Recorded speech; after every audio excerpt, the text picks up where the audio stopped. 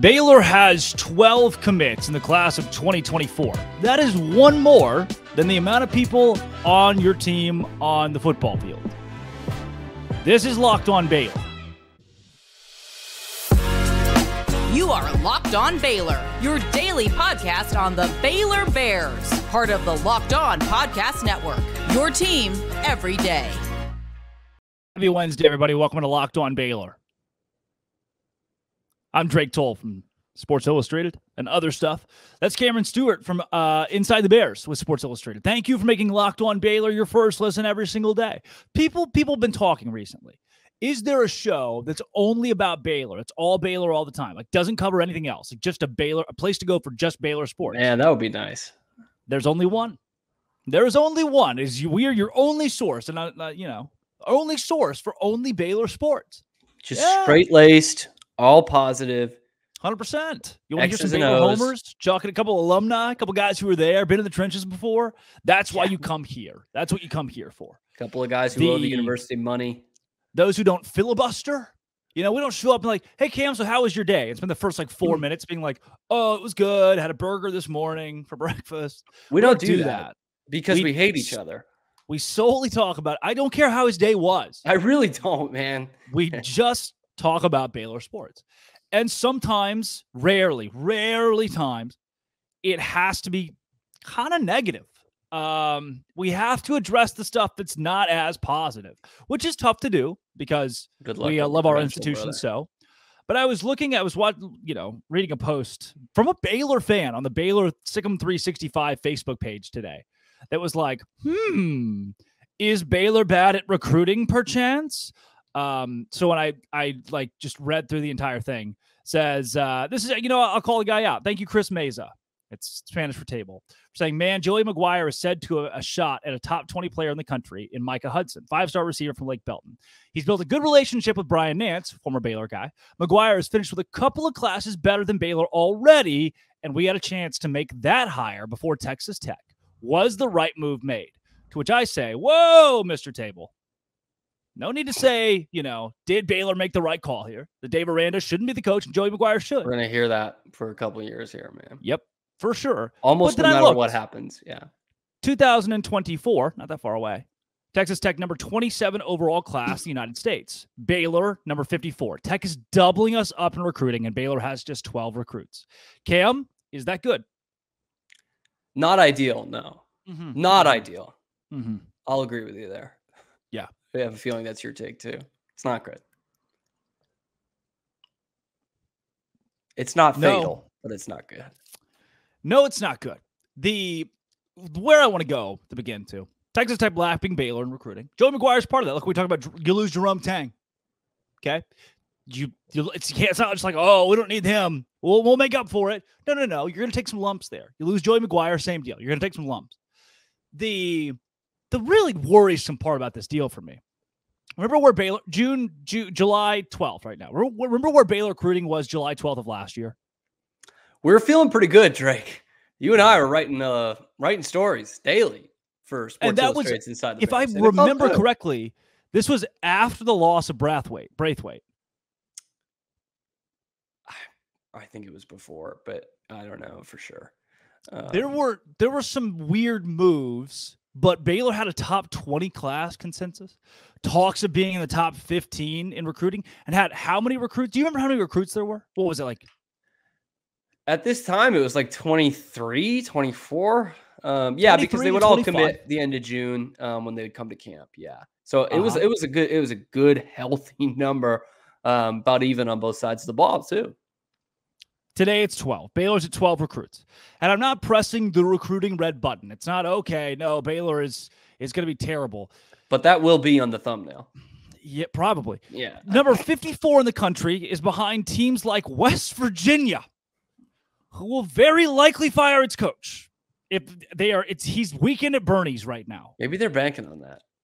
Maybe the players are like, I want the next guy. Illinois, Arizona, Syracuse. Syracuse discontinued their NIL. And they are 14 spots above Baylor in recruiting. Yeah. Cam, why is this happening? Well, I'm such a man of nuance, Drake. So as always, I'm somewhere in the middle here of recruiting in these rankings. Most of it is a crapshoot. Okay. Most of it. Stanford has 28 commits, so yes. Yeah, and we see this every year of like Nebraska's back, man. They're ahead of Alabama and Georgia in the recruiting rankings. Which I will say, somebody's already screaming it at their TV. Alabama also has 12 recruits, 3 5 stars, 4 6 4 stars, but they also have 12. It always happens. Championships are not won in June. They're really not. And getting these guys to commit after camp, it's really what you can do with the guys when they get there. But that is just a broken record, right? So 95% of the time, recruiting hype and lack thereof is only going to come away with positive feelings. Do you know what I mean by that, Drake? And that we see it every day. Tech fans on Twitter, Tech fans on the message boards, they are fired up, and they should be. You know, Joey's doing a good job, it looks like, but from all that we can measure right now. And yet it's not a big thing, big discourse among Baylor fans that we're effing this up and we're having a bad recruiting cycle. You know, it's not an everyday kind of topic. So what I mean by that is it really only comes with good vibes. Very rarely do you get bad vibes from that. And the only reason I'm saying it doesn't ever come with bad vibes is because what happens at Oklahoma State the last couple of months here, they're in a bad way in terms of the future of their football team, as we can tell right now. But it's really just for those new coaches, these guys who are like Joey McGuire, who's getting everyone hyped up, big on social media. That's where I think it's really only beneficial, especially for schools like Baylor and Tech and TCU and even like a Stanford in the Pac-12, things like that, where it's not a blue blood program, you know, because Georgia and Alabama and Florida, to some extent, they're always going to figure it out. And then there are schools that get these great recruiting classes like a Tulane or a Western Michigan, and they have never had this kind of feeling before. And then somewhere in the middle is Baylor and Texas Tech, where, you know, 95 to 98% of the time, it's only going to be positive talk when it comes to recruiting. So all that to say, good for Tech. They're on a roll right now, but it just doesn't mean anything until you get these guys on campus and they're practicing and winning you football games. Like I look at Baylor last year, and the hype was largely the same, right? Baylor's coming off a great season. Tech's coming off a good season. It's still a fairly new coach. You know, you're buying into this philosophy, and the recruiting trail is hot. They're bringing in some big names, you know, names you didn't know, but got a lot of stars next to them. And you're like, here we go. And we're a favorite last year to win the conference title. Tech is right up there in that conference championship discussion among a lot of people.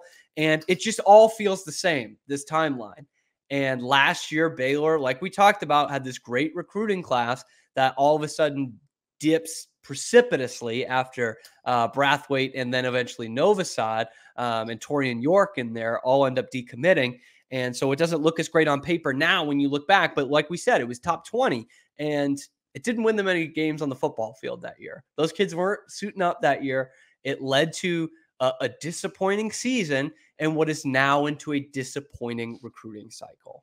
So without those kids from that 23 class of 23, so last year's recruits, without them even doing anything for Baylor, all of a sudden you're on a downslide after having so much momentum last year. So it's very much, you know, buyer beware. You can buy into the hype now, or you can do it when they're playing at contending for a conference title and having another great recruiting cycle next year. There's a point that you made that I like in that. Thank you. That's rare, man. You can be top 20, top 25 in recruiting, which is always like a Purdue in there. And it doesn't mean you're going to win football games. Yeah. So I want to dive into the state of Baylor recruiting currently. But first, I want to dive into FanDuel, my favorite place to do that sports. If you have ever thought to yourself, shall I make money because I like sports, perchance? FanDuel is the place to go. You can bet the MLB right now. Right, literally now during the All-Star break or game or whatever it is today, because Major League Baseball is ungodly long. You get 10 times your first bet amount in bonus bets, up to $200. That's right, $20. You put $20 in there, you get $200 in bonus bets, win or lose. $20 in the Rangers to win the game that they're playing. If they win, you get $200 in bonus bets. If they lose, you get $200 in bonus bets. Either way. That's $200 you can spend on everything from money lines to overs and unders and who you think is going to hit the first home run of the game in the big game. All that's at FanDuel. Plus, when you win, you get paid instantly. Instantly. No better place to bet than FanDuel, America's #1 sportsbook. Sign up today. Visit FanDuel.com/lockedon to get up to $200 in bonus bets. FanDuel.com. It is the official sports betting partner of Major League Baseball.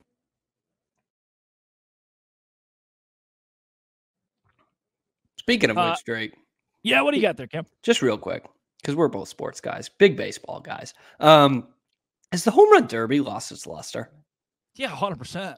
As we're recording this, and obviously you'll be listening to it after, but as we're recording this, it hasn't quite kicked off yet. I have no idea who is in the home run derby. Not one. Now, it's better than the Cape League home run derby, which the winner has like 3 homers. But the only one last one I remember watching was 2018 with Max in it. Yeah, Giancarlo Stanton. Those were like, And that was one. I mean, again, I was a kid when I used to watch it every year, but that was like one of the highlights of my summer, dude. Yeah, it's just not better good than the anymore. All-Star game. I like the Little League World Series. Was just an awesome take. You know, Monday night, you're in summer, you can stay up late, watch the whole thing. I don't know, it's just really fun. Anyway, yeah, not anymore. So interesting to me.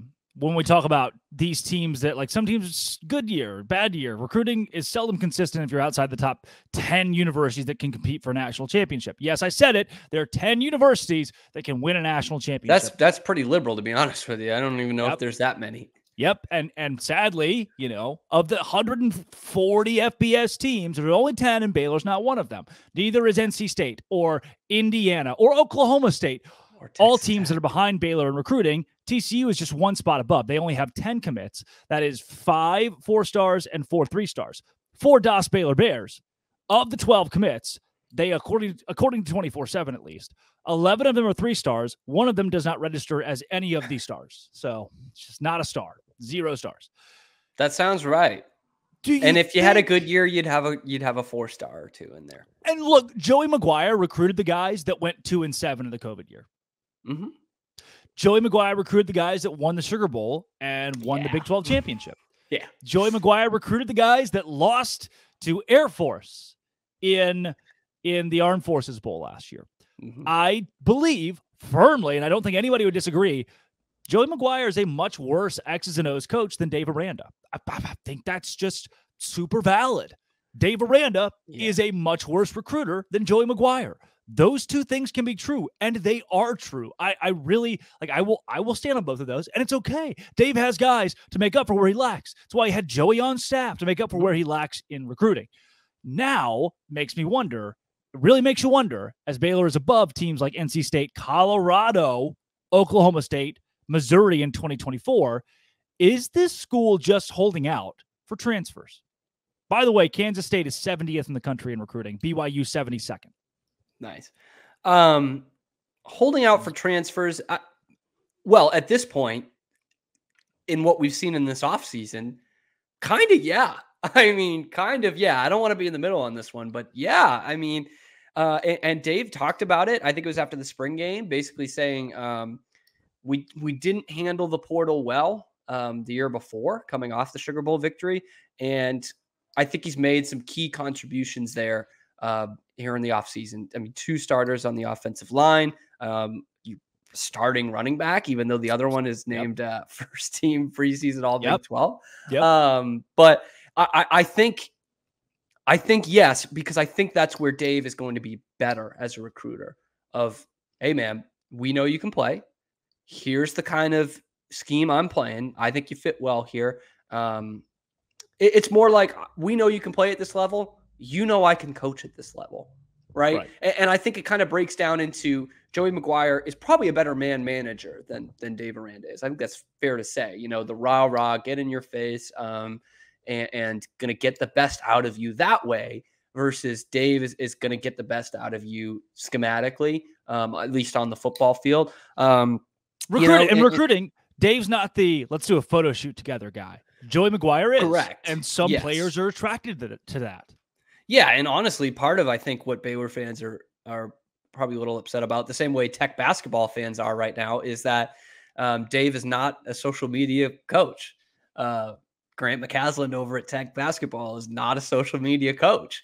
And so when you had guys like Matt Rule and Joey McGuire in the building being big time social media coaches, I don't even mean that in a bad way, but just a lot more visible to the fans, they're going to like that a lot more. And yet, if Dave works in the shadows all off season long, and they go 9-3 this year and beat Tech, and Tech goes 7-5, you're feeling a lot better about the decision. But we're going to hear for a while, I think, good or bad, of did they mess it up by not going with Joey? And I just think they're two totally different head coaches.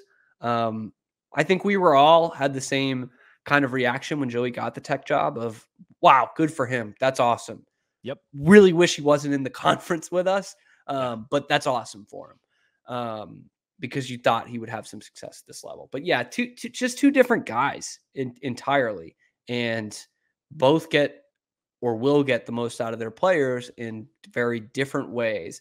And so, yeah, I mean, you hit it that's how Joey is going to do his recruiting. And I think Aranda is better suited for the transfer portal and experienced guys and guys who want to win and know what kind of work to put in, and is going to defer a lot more to his position coaches in terms of that high school recruiting than Matt Powell, an example, right? You bring him in because he's more of the rah-rah, get you fired up, which is good. You need that on a staff in college football. And, it can't be business and Dave knew it. I mean, Dave knows that guy and has worked under him before, and I'm sure had that kind of thought in the offseason of, I really need a guy like Matt on my staff. You know, I really do. And I don't know what Ron Roberts was like in the living rooms. I have no idea. But that could well have been a thing of, hey, we know what to do schematically when these guys get here.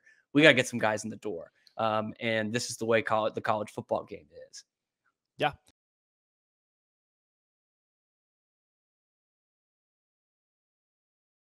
So, and when you say social media coach, I really am of the firm belief there are very few of those that exist in college athletics, because Scott Drew, active on Twitter, not a social media coach. Correct. Not a social media coach. There are coaches that use social media like my grandfather. And then there are coaches like Lane Kiffin who use social media, Joey McGuire who use social media to their advantage to bring new recruits in.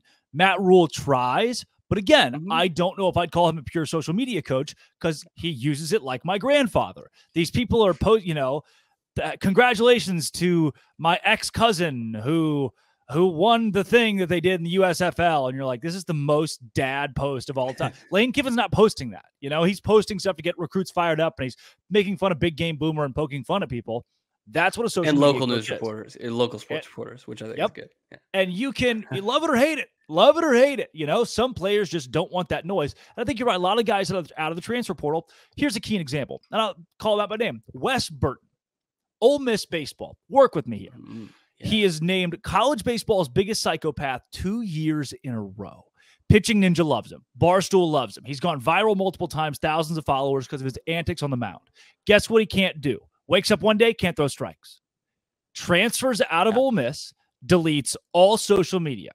Doesn't want to play for a, football terms, Lane Kiffin, for a Joey McGuire. Wants to play for a Dave Aranda. Put me back under the radar. I need to reset. I'm more mature out of the portal, and I want to rebrand myself.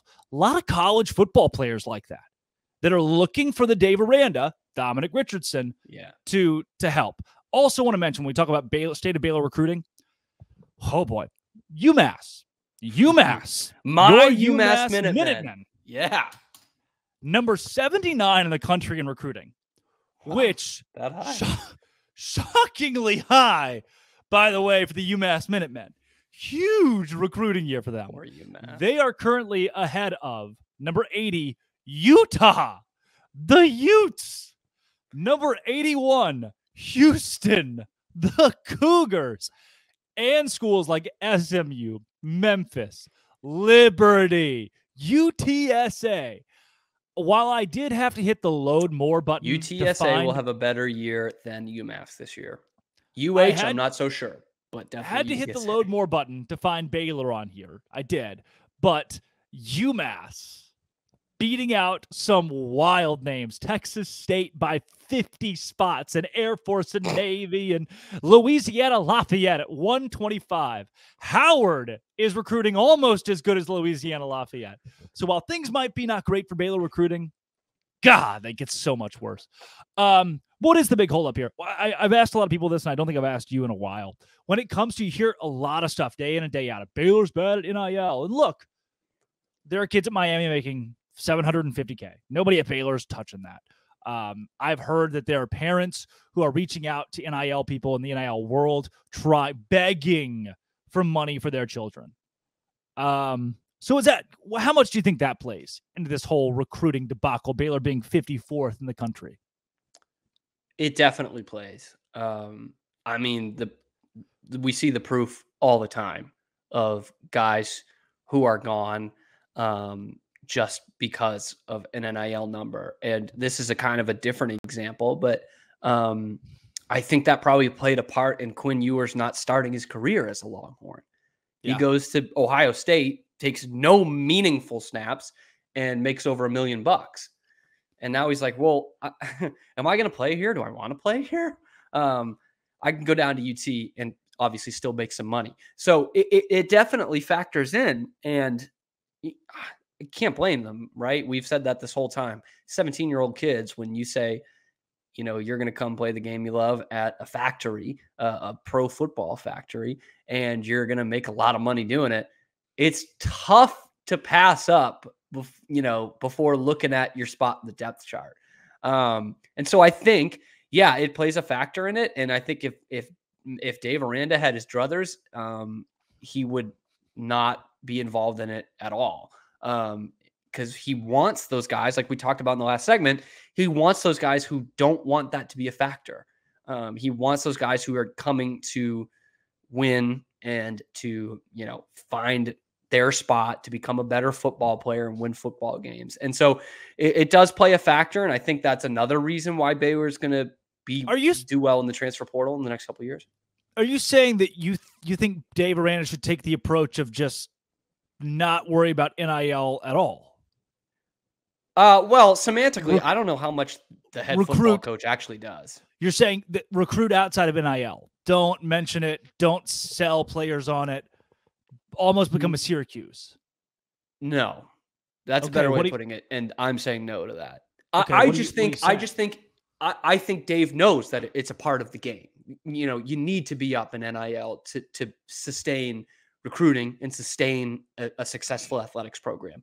I just think if it was a perfect world for him, that wouldn't be a factor at all. Because Baylor is a small school in Division 1A, but also that he doesn't want at all players caught up in that. He wants a quote unquote more mature player.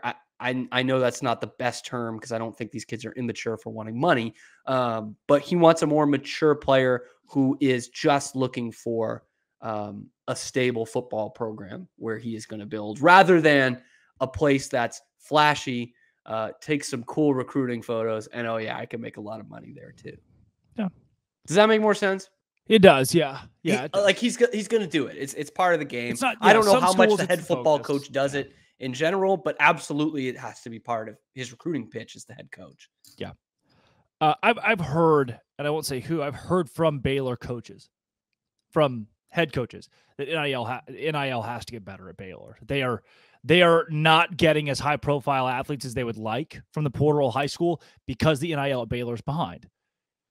Makes sense to me why it's behind, right? Not shocking. This isn't like, oh wow. If we were in Arkansas and they said, wow, your NIL is so bad you're losing recruits, there's something to be done there.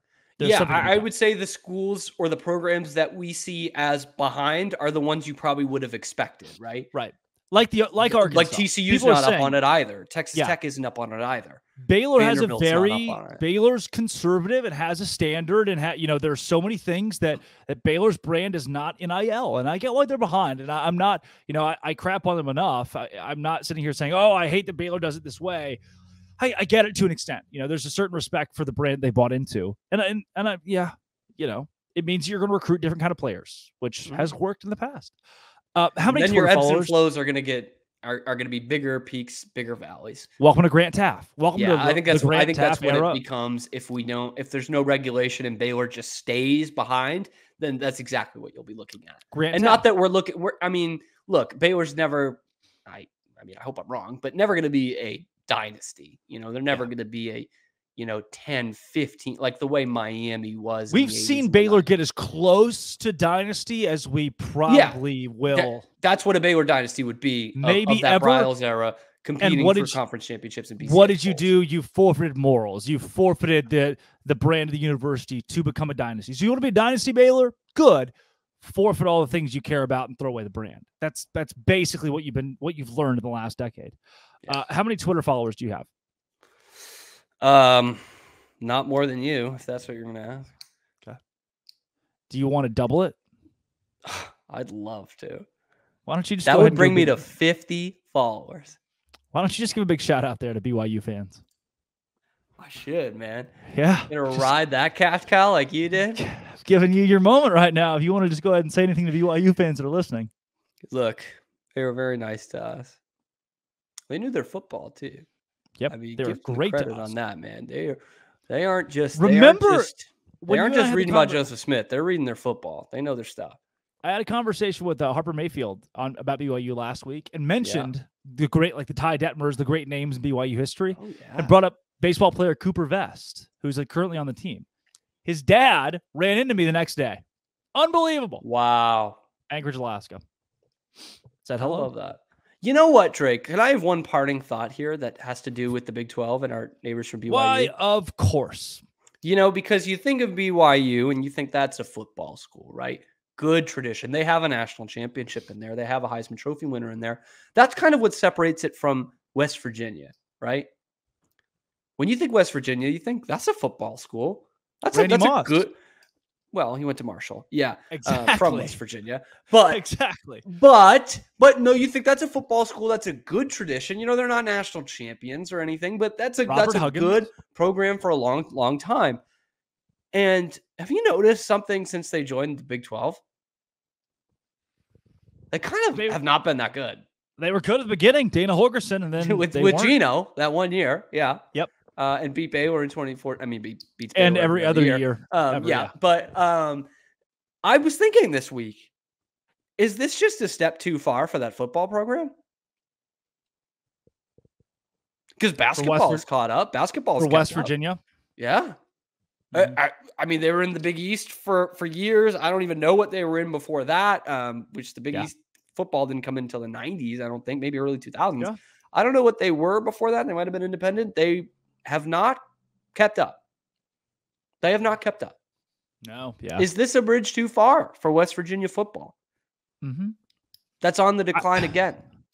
I would say Missouri has handled the SEC better than West Virginia has handled the Big 12. Yes, and I would say that Missouri is also in the category of this is too much for them. I'll give you another one. Texas A&M. This is just a bit too far for them. The SEC West, anyway. Soon to be Oklahoma, I think. I really do. I think could be, yeah. I think Texas I think almost is certainly going Texas. I actually think Texas will be more successful in 5 years than Oklahoma in the SEC. Hey, Drake Toll. Yeah. Mark it down. 100%. I do. I think Texas will be better than Oklahoma. Baylor beat Oklahoma on the road last year. They did. Oh, winning streak. Gross. Thanks for making. I don't know that OU's going to be that great this year. No, I know they're picked to finish second because they're the University of Oklahoma, but there hadn't been a lot of change there. They're a school that's doing well in recruiting.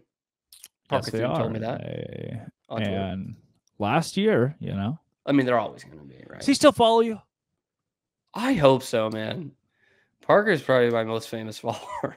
You stayed in his house. He's got a lot of followers, man. You stayed in his house. Yeah, and it took a while. Yeah, you follow each other. Good deal. Good deal. Good dude. I have his Heisman. He told me it's not in writing, but I have his Heisman vote when he goes. So, did you get invited to his wedding? No. That makes one of us. I met him once, dude. All right. Well, sorry about your Heisman voter, by the way. Did not give you his vote when you called him the day before asking for it. Wouldn't budge. Didn't. Wouldn't budge. Tell me. I think he picked the winning party. Yeah. I think he tweeted it after, but kind of had to, you know. That's a football guy right there. There's a Heisman voter in Waco. Yeah. And that's the reason why I want a Heisman vote. Make it 1-for-1. 2 Heisman voters in Waco. The guy knows football, Parker. Now that I said that, I'll get a phone call for sure. I'll get a phone call. This has been Locked On Baylor. We're way over time. Thanks for making. You did that, not me, brother. You brought that up. Follow Cam on Twitter or don't. Locked On Baylor.